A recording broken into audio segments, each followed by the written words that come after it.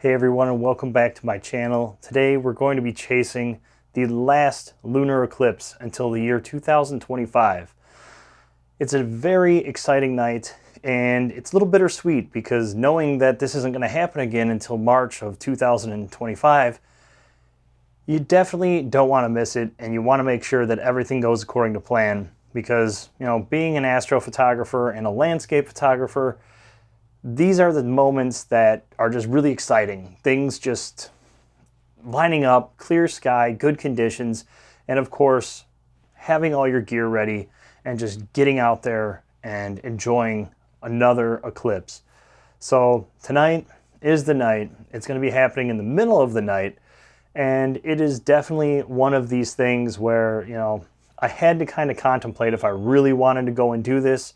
I really had to think, is this really worth it? Is this really something I want to go and chase? And at the end of the day, I decided, yeah, being the last one for the next few years, it's definitely worth getting out there and going after.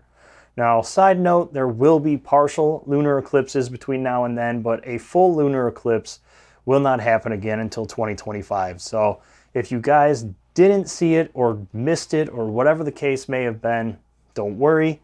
We're going to go out tonight and we're going to capture it. I'm going to walk you guys through my process, take you with for the adventure, just kind of show you guys what I'm doing and just bring you along for the ride.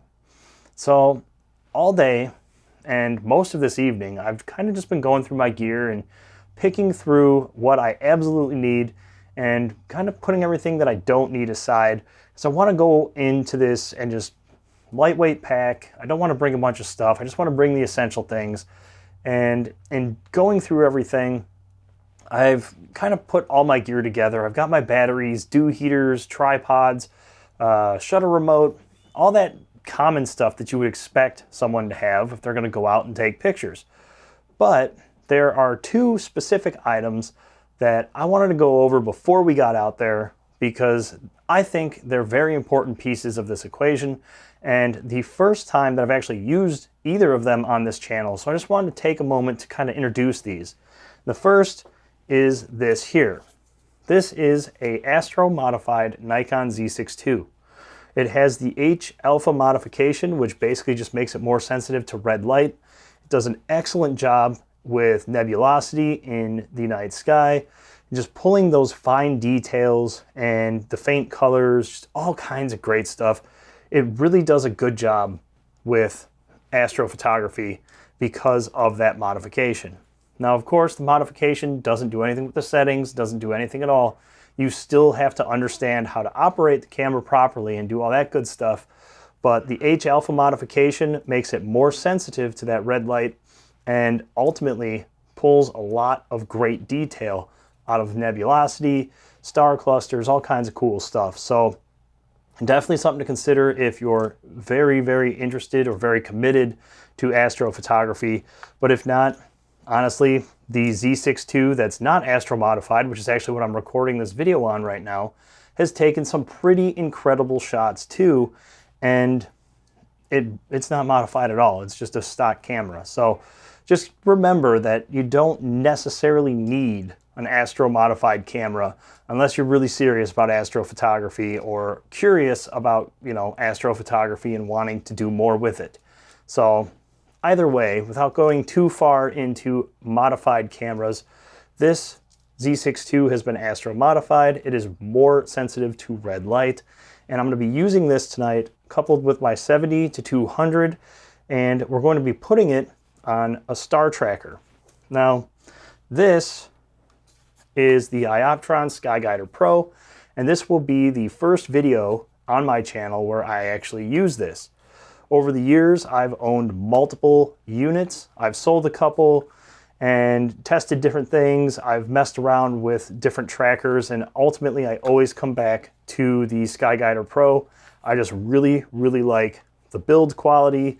I like the accuracy. I've taken some of my all-time favorite shots using a Skyguider Pro. So it's just my personal preference. The Skywatcher Star Adventure is also a phenomenal option, and the new Benro Polaris is out there too, so if any of you guys have had a chance to play with that, it is pretty cool. A friend of mine has one, and His is really neat. We couldn't get it to connect to my Z6 II because of some weird thing that was going on with my camera, but either way, seems promising, seems really cool. Definitely something to keep an eye on as they bring out more updates. But focused on just this tracker here, I'm going to be setting this up. We're going to be putting the Z6 II and the 70-200 on it.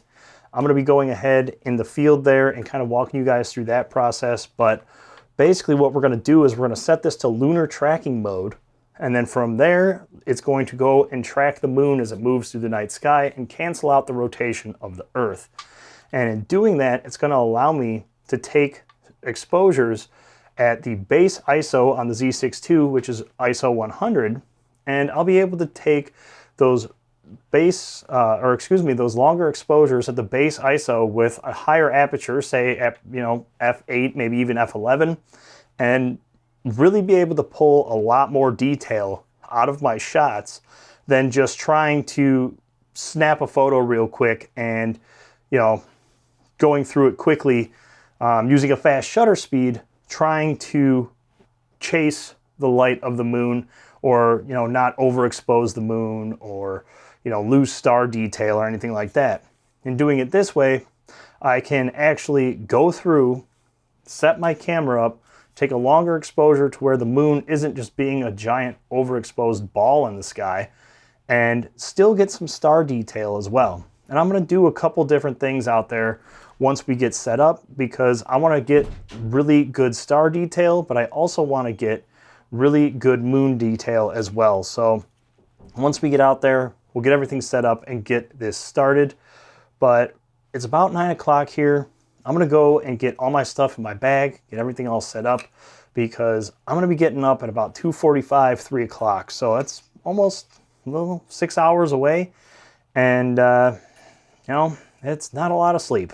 So I'm going to get everything packed up here, get everything ready, and then I'll be coming back to you guys after this short little cat nap I'm about to go take, and we'll be heading out into the darkness to go find this lunar eclipse.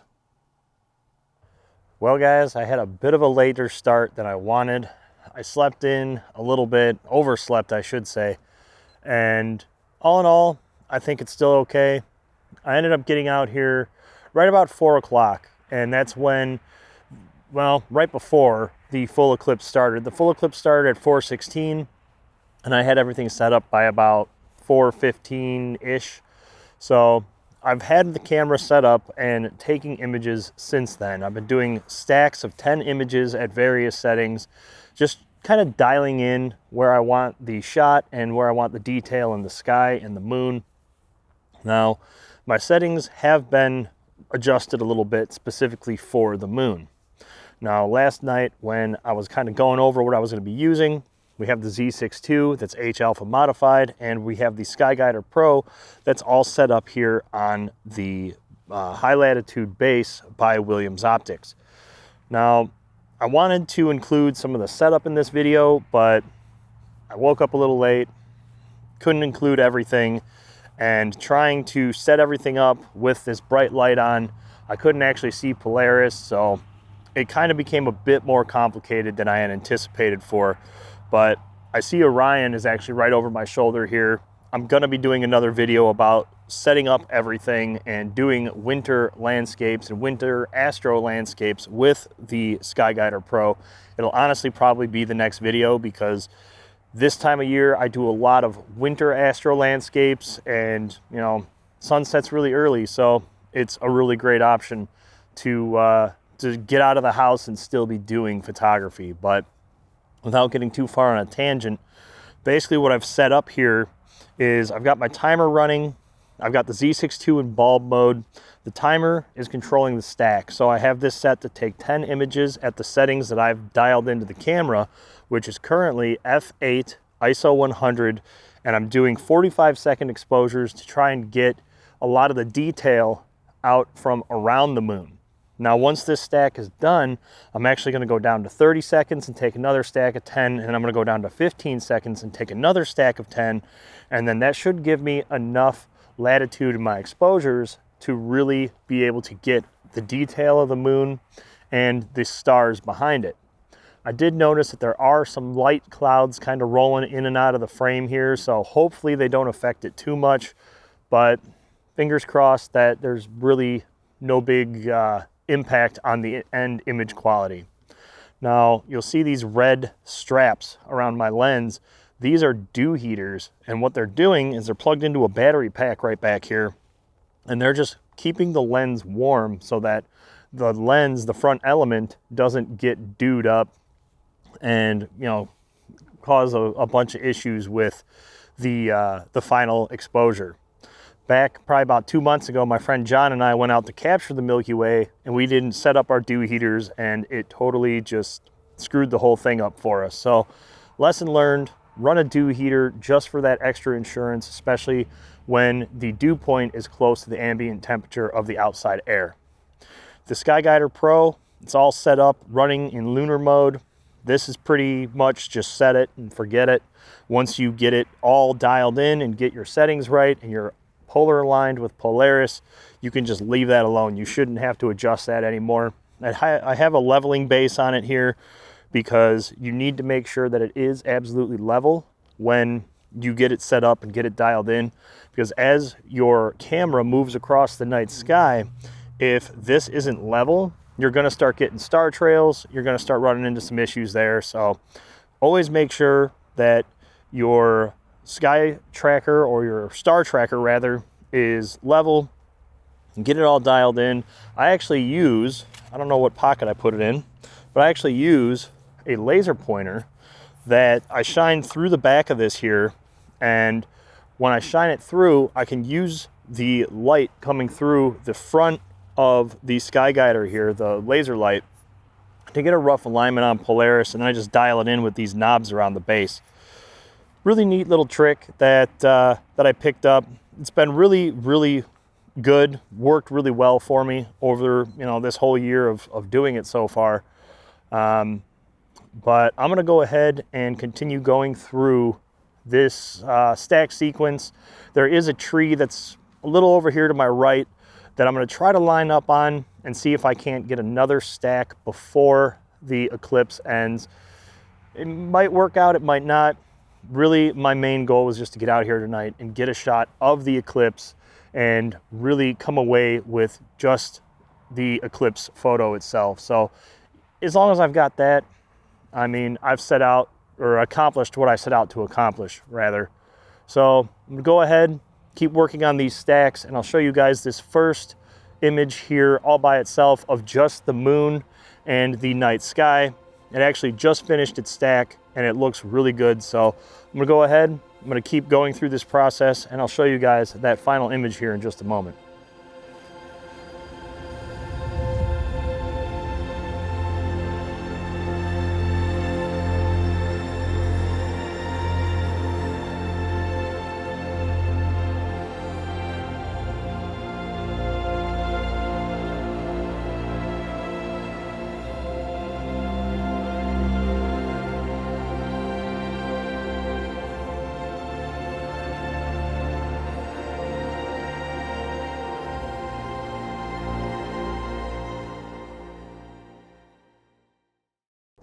So the sun's coming up. I did end up moving positions entirely, and once this shot is all put together, this would be considered a composite more than it would be an actual image. But I found this tree and I really like the way it looks. This is actually at the same park that I made my last video at, and I came back here because the original tree that I was trying to line up on just really wasn't working out, and the moon got to a point where it was kind of behind some clouds and everything just kind of fell apart toward the end there. So I've moved to this park, just jumped in the truck and drove over here real quick. I wanted to just get a tree to kind of blend the two images together. And I really like the way this looks. So I've kind of set my camera up here. I'm gonna go ahead and snap a few images of this tree and basically do like a blue hour foreground, but now instead of it being blue hour at sunset, we're doing blue hour at sunrise. So I'm gonna go ahead, I'm gonna snap a few photos here, look around for a couple other compositions because it does look like there are a few different opportunities out here, but I'm gonna go ahead and capture this first shot, and we'll blend them together.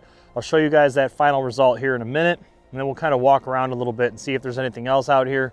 If not, overall, it's been an excellent night of shooting. We saw the lunar eclipse, and I'm really happy with the way that shot came out. So I'm gonna go ahead, get started on this, and then we'll wrap this video up.